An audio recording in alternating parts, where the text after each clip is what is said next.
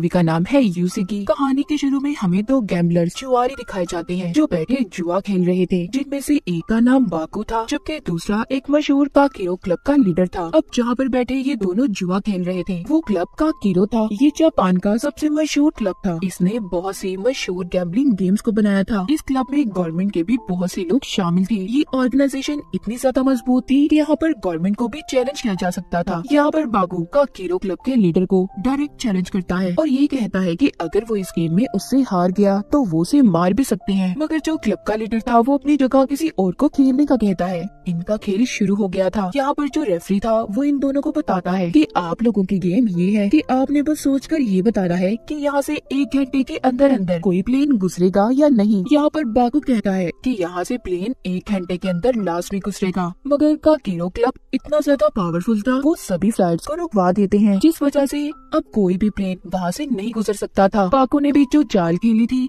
यानी कि उसने भी जिस प्लेन को हायर किया था कि वो यहाँ से गुजरेगा, वो भी नहीं गुजर, क्योंकि क्लब के लीडर ने उसके पायलट को भी मरवा दिया था। ये गेम तो बाकू हार जाता है। उसकी हार का ऐलान कर दिया गया था। इसी वजह से बाकू के कहने के मुताबिक कि अगर वो हार गया वो उसे मार सकते हैं। रेफरी अपनी गन निकाल कर उसे मारने लगता है। तभी यहाँ का जो लीडर था वो उसे मना करता है और ये कहता है बाकू ये शहर छोड़कर कहीं और चला जाएगा और उसकी मेंबरशिप भी काकीरो क्लब से खत्म कर दी गई थी। इसके बाद सीन शिफ्ट होता है और हमें 3 साल बाद का वक्त दिखाया जाता है, जहाँ पर हम बाकू को एक छोटे से टाउन में घूमते हुए देखते हैं। अब ये एक ग्रुप के पास आया था जो बैठे जुआ खेल रहे थे। उनमें एक आदमी जिसको कोई भी हरा नहीं पा रहा था। बाकू यहाँ पर 1 मिलियन की शर्त लगाता है और उस गेम को जीत पे गया था, पर जो आदमी बार बार गेम को जीत रहा था उसने अपने डाइस में मकनातीस लगाए हुए थे, जिस वजह से वो इस गेम को बार बार जीतता था। उस आदमी के राज को भी बाकू सबके सामने ले आता है। वहाँ पर जितने भी लोग थे जो उसके साथ खेल रहे थे अब वो उसे मारने लगते हैं। शाम को बाकू अपने एक दोस्त से मिलता है जो उसे बताता है कि तुम्हारी तरह ही कोई है जो काकीरो क्लब के लीडर को हराना चाहता है, जैसे कि 3 साल पहले बाकू ने कोशिश की थी। वो एक रिसर्चर है, उसका नाम इकी है। उसके लैब में एक बहुत बड़ा धमाका हुआ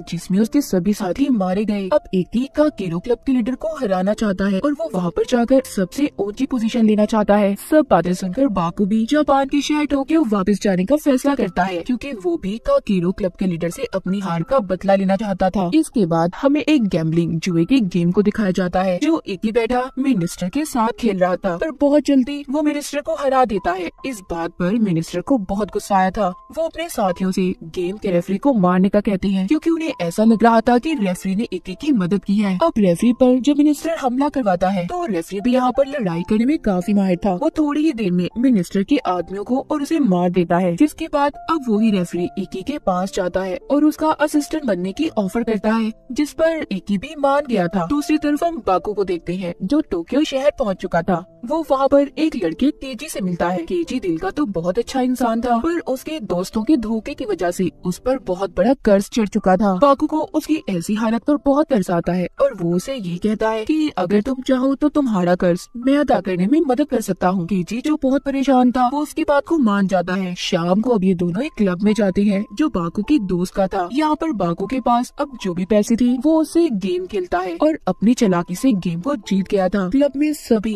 बाकू की इस जीत पर बहुत हैरान थे। उसके दोस्त को भी उसकी ऐसी जीत पर हैरानी हो रही थी, क्योंकि उसने 5 मिलियन को जीता था। अब वो सारे पैसे केजी को दे देता है ताकि वो अपना कर्ज अदा कर दे और आसानी से अपनी जिंदगी गुजार सके। बाकू उसे सारे पैसे देकर और गुड बाय बोलकर वहाँ से चला गया था, क्योंकि वो केजी की जिंदगी को ऐसे अपने साथ खतरे में नहीं डाल सकता था। इसके बाद हम केजी को देखते हैं जिसने अपना सारा कर्ज अदा तो कर दिया था, मगर अब उसकी जिंदगी में कोई और मकसद नहीं रहा था, इसीलिए वो अपनी लाइफ में भी काफी बोर हो चुका था। उसके पास पैसे थे, मगर जब वो बाकू के साथ था तो उसने उस वक्त अपनी जिंदगी को ज्यादा एंजॉय किया था। दूसरी तरफ हम बाकू को देखते हैं जो अब इकी तक पहुंच गया था। वो उसे अपने साथ गेम खेलने का चैलेंज करता है, पर अब बाकू काकीरो क्लब का मेंबर नहीं था, इसीलिए इकी उसके साथ गेम खेलने से मना कर देता है। जिसके बाद बाकू अपने दोस्त के पास क्लब में जाता है। वो उससे मदद मांगता है क्योंकि वापस से वो काकीरो क्लब का मेंबर बनना चाहता था। उसकी दोस्त बाकू से कहती है कि तुम्हें किसी ऐसे इंसान को तलाश करना होगा जो खुद तुम्हें अपनी मर्जी से क्लब की मेंबरशिप, उसका कार्ड तुम्हारे हवाले कर दे, तभी तुम दोबारा काकीरो क्लब के मेंबर बन सकते हो। उसकी दोस्त उसे एक बूढ़े आदमी के बारे में बताती है जिसके पास काकीरो क्लब की मेंबरशिप थी। वो कहती है वो आदमी तुम्हारे काम आ सकता है, पर वो थोड़ा पागल है, तुम्हें संभल कर उससे मिलना होगा। वो ही है जो तुम्हें अपनी मेंबरशिप दे सकता है। बाकू की दोस्त उसे कुछ और बताती, वो उसकी आधी बात सुनकर वहाँ से चला गया था। अब जब बाकू जा रहा था तो उसे दोबारा केजी मिलता है, जो दोबारा से उसे ये कहता है कि मैं दोबारा से तुम्हारे साथ रहना चाहता हूँ। बाकू उसकी बात को मान गया था और अब ये बूढ़े आदमी से मिलने का प्लान बनाते हैं, जिसके बारे में बाकू की दोस्त ने इसे बताया था। इनका प्लान ये था कि दोनों उस बूढ़े आदमी के पास गरीब बनकर जाएंगे। अब ये ऐसा ही करते हैं। इनका प्लान कामयाब भी हो गया था। वो बूढ़ा आदमी इनकी ऐसी हालत देखकर इन्हें गैम्बलिंग जुआ खेलने की ऑफर करता है, जिसके बाद वो इन दोनों को अपने घर ले आया था, जो एक जंगल में था। वो बूढ़ा आदमी इन्हें गेम के बारे में बताता है कि इन्होंने उसके कुछ जानवरों को पकड़ना होगा और उसके लिए इन्हें कुछ वक्त दिया जाएगा। अगर तुम ऐसा करने में कामयाब हो गए तो मैं तुम्हें इनाम में 10 मिलियन दूंगा। यहाँ पर बाकू रेफरी से मिलता है, जो काकीरो क्लब की तरफ से आया था। बाकू अब उस बूढ़े आदमी से ये कहता है, अगर मैं इस गेम को जीत गया तो मुझे पैसे नहीं बल्कि तुम्हारी काकीरो क्लब की मेंबरशिप चाहिए। बूढ़ा आदमी बाकू की बात को भी मान गया था। गेम को शुरू किया जाता इससे पहले बाकू रेफरी को एक पेन गिफ्ट देता है, जो कि आम पेन नहीं था, उसमें एक माइक लगाया हुआ था ताकि वो रेफरी और उस बूढ़े आदमी की बातों को गेम के दौरान सुन सके। अब गेम शुरू हो गई थी। बाकू और केजी बूढ़े आदमी के जानवरों को ढूंढने जंगल में चले गए थे, जहाँ पर जाकर उन्हें पता चलता है जिनको उन्होंने ढूंढना है वो कोई जानवर नहीं बल्कि बूढ़े आदमी के साथी हैं, जिनके पास गन्स भी है। उन्हें उनका मुकाबला करना था। यहाँ पर बाकू ने जो रेफरी को पेन दिया था वो उसकी मदद से अपनी एक डिवाइस में बूढ़े आदमी की आवाज को रिकॉर्ड कर लेता है। ये अब उसकी आवाज का इस्तेमाल करके साथियों को अपनी तरफ बुलाता है और एक एक कर मार देता है। जब ये थोड़ा सा आगे जाते हैं तो बूढ़े आदमी के साथियों ने जो इन्हें फंसाने के लिए रस्सियां लगाई हुई थी, ये उन्हीं में उन्हें फंसाकर उनके कपड़े पहनकर बाकी के लोगों को भी ढूंढ लेते हैं। इस तरह टाइम पूरा होने से पहले बाकू और केजी ने गेम को पूरा कर लिया था। इस बात पर बूढ़े आदमी को बहुत गुस्सा आता है, क्योंकि वो बाकू को जीतने नहीं दे सकता था। इसीलिए वो वहाँ पर एक और आदमी को बुलाता है, जो कोई और नहीं बल्कि उसका बेटा था, जो किसी बीमारी की वजह से मॉन्स्टर में बदल चुका था। पर उसकी एक कमजोरी थी, उसको हर 15 मिनट बाद नींद आ जाती थी। जो बाकू और केजी उसे देखते हैं जो उनकी तरफ आ रहा था, ये दोनों डर जाते हैं और वहाँ से भाग गए थे और एक गोदाम में जाकर छुप जाते हैं, जिधर उन्हें बेहोश करने की दवा मिलती है, जिसको देखकर बाकू को अब एक आइडिया आया था। वो उस दवा का इस्तेमाल करके बूढ़े आदमी के बेटे को बेहोश कर देता है। थोड़ी देर बाद ही वो बूढ़े आदमी से मेंबरशिप कार्ड हासिल करने में कामयाब हो गया था, यानी कि उसने वक्त पूरा होने से पहले इस गेम को जीत लिया था। अब जब इनके पास रेफरी आता है तो वो केजी को काकीरो क्लब का मेंबर बनने की मुबारकबाद देता है, मगर केजी सुनकर काफी हैरान हो गया था। यहाँ पर हमें पता चलता है कि काकीरो क्लब के लीडर ने हमेशा के लिए बाकू की मेंबरशिप को कैंसिल किया था और यही वजह थी बाकू अपने साथ केजी को लाया था ताकि वो इसके खेल में उसके काम आ सके। इसलिए बाकू ने अपने बदले की मेंबरशिप केजी को दिलवाई थी। केजी जो कि रेफरी को मेंबरशिप लेने से मना कर रहा था, पर यहाँ पर रेफरी कहता है तुम फिक्र नहीं करो, तुम्हारे साथ कुछ गलत नहीं होगा, तुम्हें बाकू पर यकीन करना है। उधर दूसरी तरफ बाकू अब बूढ़े आदमी के बेटे के पास जाता है। वो उसका मास्क उतार कर देखता है, जो कोई मॉन्स्टर नहीं था बल्कि उसकी ट्रेनिंग ऐसी की गई थी कि वो एक मॉन्स्टर लगे, पर वो अभी भी एक आम इंसान था। बाकू अब उसका मास्क हटाकर उसे अपने साथ शामिल होने की ऑफर करता है। बूढ़े आदमी का बेटा भी उसकी टीम में शामिल हो गया था।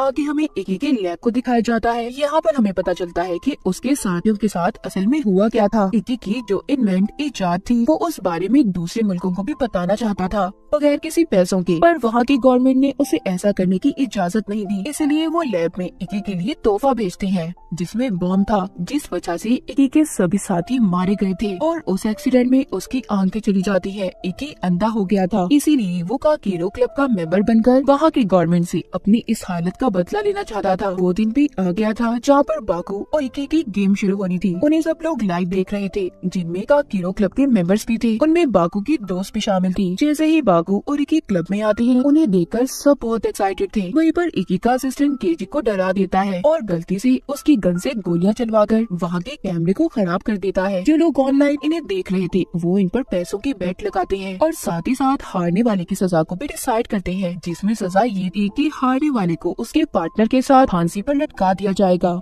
हम इसी दौरान काकीरो क्लब के लीडर को भी देखते हैं, जो ये सब देखकर काफी खुश हो रहा था कि लोगों ने उनकी गेम पर कितना पैसा लगाया है। इनकी गैम्बलिंग गेम शुरू हो गई थी। रेफरी बताता है कि हर प्लेयर को अपने ओपोनेंट यानी दूसरे से कार्ड लेना होगा बगैर देखे और फिर उन कार्ड्स को अपने कार्ड के साथ मैच करना है। इन्हीं में वो एक गोल्ड में कार्ड्स के बारे में भी बताता है, जिनमें टोटल 5 तक नंबर थे। अगर किसी प्लेयर के पास टोटल 11 नंबर हुए तो वो हार जाएगा। यहाँ पर रेफरी ये भी कहता है कि आप दोनों दोनों किसी भी चाल का इस्तेमाल कर सकते हैं, मगर शर्त ये है कि दूसरे प्लेयर को इस बारे में कुछ भी पता न चले। पहला राउंड शुरू हो जाता है जिसमें इकी सही कार्ड लेता है, जबकि बाकू पहली बार में ही ओल्ड मेट कार्ड को चूज कर लेता है, जिसे देखकर सब परेशान हो गए थे। पर बाकू को तो जैसे कोई फिक्र ही नहीं थी, वो बिल्कुल रिलैक्स लग रहा था। दूसरी बार में बाकू गलत कार्ड लेता है, जिससे अब वो हार के काफी करीब था। ये देखकर उसके दोस्त और केजी काफी परेशान थे, क्योंकि उन्होंने बाकू पर अपने सारे पैसे लगा दिए थे। तीसरी बार बाकू फिर ओल्ड मेट कार्ड लेता है, जिससे अब उसके नंबर टोटल 10 हो चुके थे। अब जब आखिरी राउंड शुरू होता है तो बाकू को इकी की चाल का पता चल गया था। वो एक डिवाइस की मदद से उसके कार्ड को देख पा रहा था, इसीलिए बाकू अपना पसंदीदा बिस्किट खाता है और आखिरी राउंड को खेलना शुरू करता है। उसे पता चल गया था कि इकी कैमरास की मदद से सब कुछ देख पा रहा है। वैसे तो वो अंधा था, पर किसी ने उसके अंदर ऐसी डिवाइस को लगाया था जो सीसीटीवी कैमरास के साथ जुड़ी थी। यहाँ पर बाकू अब अपनी चाल खेलना शुरू करता है। वो इकी के कार्ड्स को देख लेता है, जिससे अब वो ओल्ड मेट कार्ड को आगे रखता है। इकी उन्हीं कार्ड्स को लेता है। अब इकी के पॉइंट कम और बाकू के ज्यादा होने लगे थे। जब इकी की असिस्टेंट ये देखती है कि बाकू बेईमानी कर रहा है, तो वो अपने बॉस इकी को बताने लगती है, पर यहाँ पर कोई भी किसी की मदद नहीं कर सकता था, इसीलिए रेफरी उसे चुप रहने का कहता है। बाकू गेम को जीत चुका था और इकी के बारे में भी वो सबको बता देता है कि इसने सारे खेल में बेईमानी की है। अब ये सब देखकर इकी के असिस्टेंट को गुस्सा आ रहा था। वो बाकू पर हमला करने वाला था, तभी रेफरी उससे लड़ता है और इसी लड़ाई में इकी का असिस्टेंट मारा जाता है। अब जैसा कि हारने वाले को फांसी पर लटकाया जाना था, इकी और उसके साथी के साथ ऐसा ही होता है, पर मरने से पहले इकी ने अपनी हार को कबूल कर लिया था। कहानी के आखिर में हम बाकू और उसके साथियों को देखते हैं, जो गैम्बलिंग एरिना यानी कि जुआ खेलने वाले क्लब में जा रहे थे। और इसी के साथ ये कहानी यहीं पर खत्म हो जाती है।